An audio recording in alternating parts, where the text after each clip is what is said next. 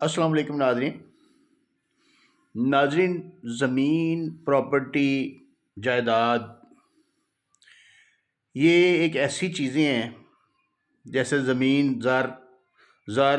زن اور زمین جو ہے نا، یہ ایسی چیزیں ہیں جو ایک بھائی کو دوسرے بھائی کا دشمن بنا دیتی ہیں۔ اس کے لیے میں ایک مثال دیتا ہوتا ہوں کہ جو موم بتی ہے نا، موم بتی وہ جس وقت ختم ہو جاتی ہے نا جل جل کے، تو پھر اس کو پتہ چلتا ہے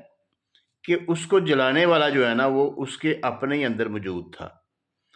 یعنی کہ اس کا جو داغا جس کو اس نے ساری عمر لپیٹ کے رکھا ہوا تھا، سردی گرمی سے بچایا تھا، دکھ درد سے محفوظ کیا تھا، اس نے اس کو جلا دیا۔ یہی حالات جو ہے نا یہ زمین کے معاملات میں رشتہ داروں کے، بھائیوں کے یہی حالات ہوتے ہیں۔ آپ جس شخص کو، جس بیٹے کو، جس بھائی کو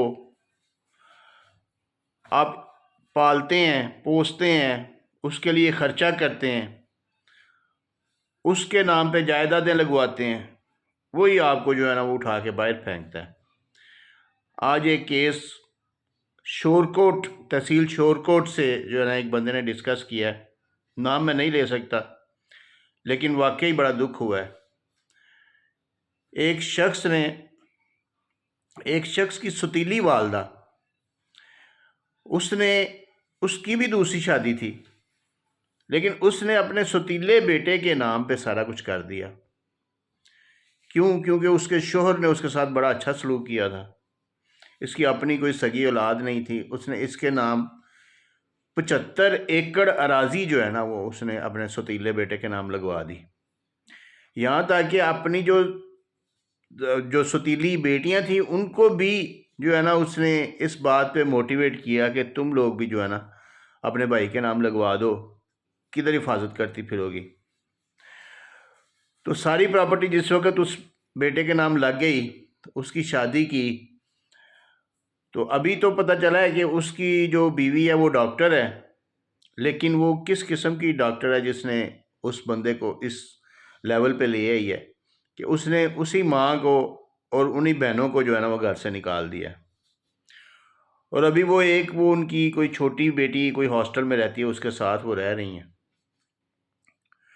تو یہ جو حالات ہیں یہ اس طریقے سے ہیں کہ یہاں پہ کسی کو کوئی غیر نہیں تنگ کر سکتا، بلکہ جس کے اوپر کوئی احسان کریں گے نا وہی آپ کو تنگ کرے گا۔ اسی لیے حضرت علی نے بھی فرمایا تھا نا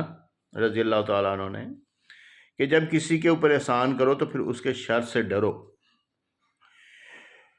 تو یہ سارے معاملات جو ہوتے ہیں نا یہ ایسے ہی ہوتے ہیں،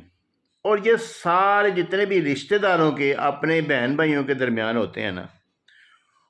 ان کی بنیادی جڑ جو ہے نا وہ ہبہ ہوتا ہے۔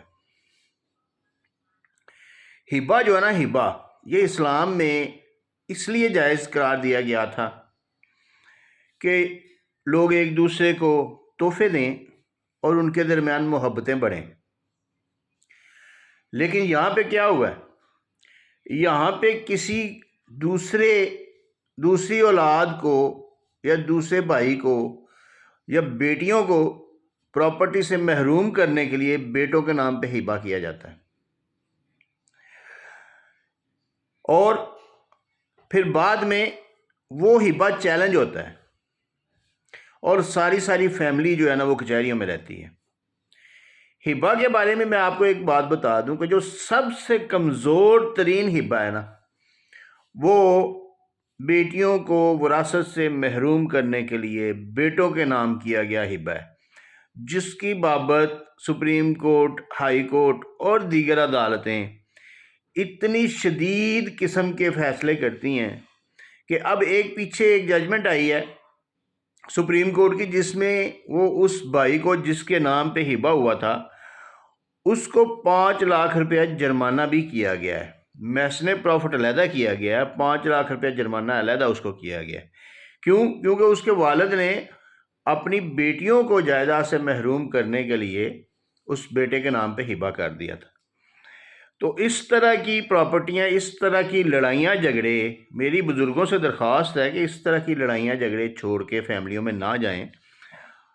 ایک تو بہتر تو یہی ہے کہ آپ پراپرٹی کو چھیڑیں ہی نہ، جس وقت آپ نے فوت ہونا ہے آپ کے بعد خود ہی وہ اس کو تقسیم کر لیں گے، آپ نے کون سی ساتھ لے جانی ہے۔ اور اگر آپ چاہتے ہیں کہ آپ کی زندگی میں ان سب کو مل جائے تو پھر اس کی جتنی وراثت بنتی ہے نا اس حساب سے ان میں تقسیم کریں، اور پھر تقسیم کر کے اس کو باقاعدہ پراپر رجسٹرڈ کروا کے جائیں، ان کے نام پہ رجسٹریاں کروا کے، تو پھر اللہ کے حضور پیش ہوں جا کے اور اپنے اعمال کا جو ہے نا وہ ادھر رزلٹ حاصل کریں۔ اس طرح کے کام کر کے نہ تو آپ بعد والوں کے لیے دنیا میں کوئی آسانیاں چھوڑ کے جاتے ہیں، اور نہ آپ کے لیے کوئی آخرت میں کوئی آسانیاں ہوں گی۔ تو اس طرح کا ہبہ جو ہے نا وہ بالکل خطرناک ہے اور نہیں کرنا چاہیے۔